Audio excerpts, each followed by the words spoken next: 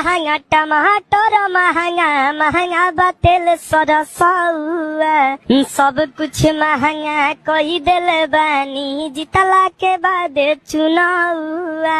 cylinder अलगे ताव मारतावे चूसले में खून लागे रहुआ ई का कोइनी डुबाही देनिया पन नौआ कहले रहनी गरीबी हटाइब देश के बनाइब रहुआ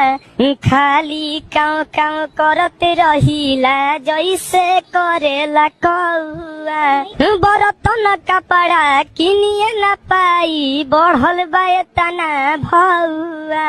रउए बताई कैसे छवाई गरीब के आंगन मरौआ 1200 में फूल मिले 600 में हाफ हो